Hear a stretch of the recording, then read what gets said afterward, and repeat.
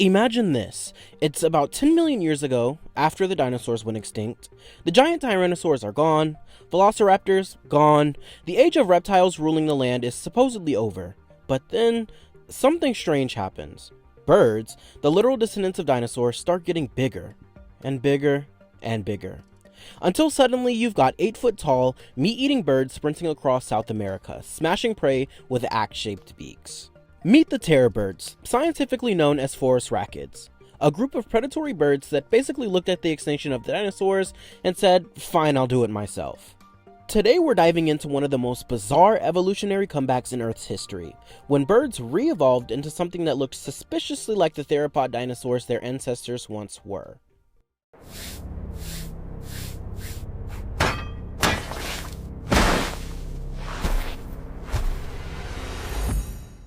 65 million years ago, the Cretaceous-Paleogene extinction event wiped out the non-avian dinosaurs. The ecological world was suddenly full of empty niches. The big predators were gone, and evolution hates a vacuum. Over millions of years, mammals would eventually diversify into wolves, lions, and bears, but in South America before this, something else got there first. For most of the early Cenozoic, South America was basically an island continent, cut off from North America and the rest of the world. This isolation created one of the weirdest ecosystems Earth has ever seen. Instead of wolves and big cats, you had terror birds. These birds were members of the family Phorusrhacidae, and they evolved around 62 million years ago. They would go on to dominate South American ecosystems for over 50 million years, and during that time, they evolved into something eerily familiar. Because if you squint a little hard at a terror bird skeleton, it looks a lot like a small theropod dinosaur. Birds are technically living dinosaurs. Specifically, they descend from the Maniraptian theropods, the same group that includes Velociraptor. But terror birds push that dinosaur ancestry into a very specific direction. Let's compare them to their extinct cousins. As it pertains to the anatomy of their legs, terror birds had extremely long, powerful hind legs. This is something they share with cursorial theropods like Ornithomimus, Velociraptor, and Deinonychus. The leg bones of species like Mesembryornis suggest that these birds were very fast runners, possibly reaching speeds of 40 to 50 kilometers per hour. So imagine something shaped like a dinosaur but running like an ostrich, which incidentally is also a dinosaur.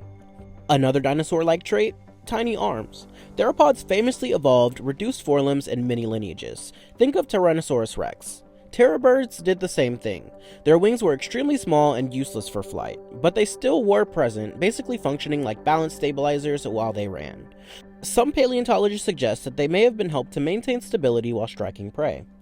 Moving on to that massive skull and beak, this is where terror birds get terrifying. Their skulls were enormous. The giant species, like Kalinkin, had nearly 70 centimeter long skulls, one of the largest bird skulls ever discovered. And that beak, it wasn't built for pecking seeds. Unique from dinosaurs, it was deep, hooked, and reinforced, almost like a hatchet made of bone and keratin. Biomechanical studies suggest terror birds likely killed prey by striking downward repeatedly, similar to how modern secretary birds stomp prey, but with a beak instead of a foot. Think of it like a living guillotine attached to a sprinting dinosaur bird.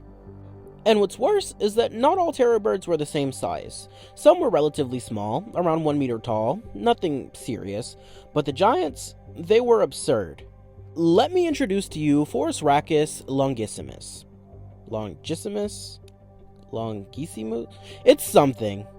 Anyways, this species is the classic terror bird. Discovered in Argentina in the 1800s, it stood at about 2.5 meters tall or 8 feet, weighed roughly 130 kilograms, and basically hunted anything that it could.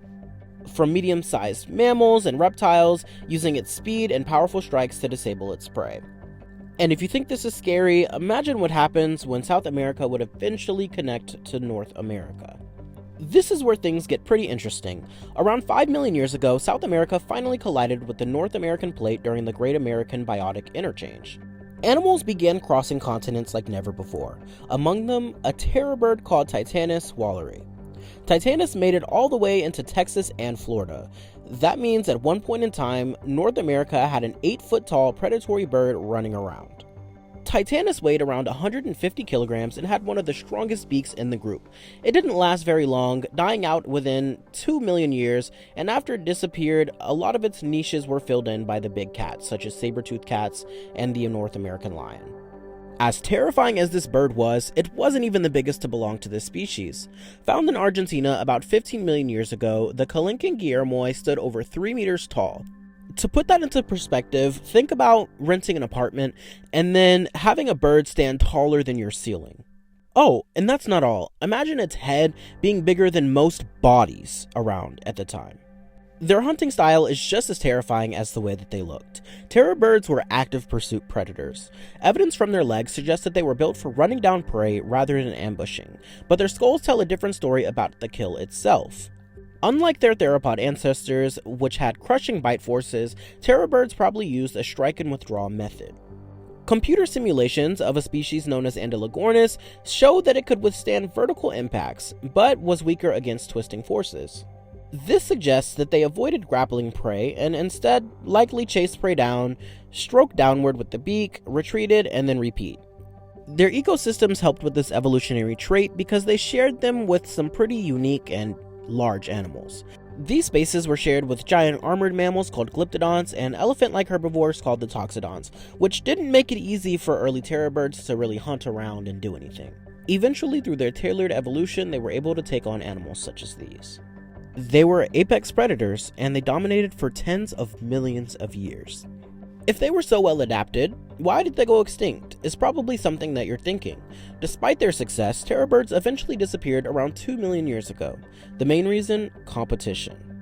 When North and South America connected, new predators arrived. Smilodon, which are the saber-toothed cats, dire wolves, large bears, and mammalian predators brought different hunting strategies that may have outcompeted the terror birds, especially when it comes to the larger fauna such as the glyptodonts.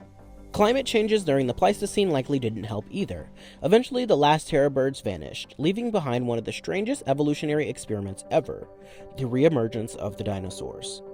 The craziest thing about terror birds isn't their shape or their size, but what they mean for evolution.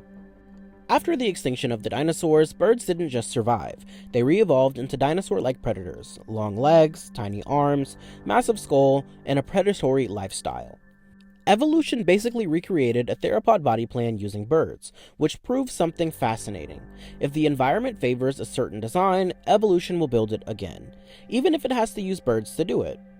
Terror birds were the closest thing to the Cenozoic ever bringing dinosaurs back. For over 50 million years, they ruled South America as fast, brutal predators, living reminders that dinosaurs never truly disappeared, because technically every pigeon, sparrow, and chicken you see today is still a dinosaur. Thankfully, most of them aren't 8 feet tall anymore.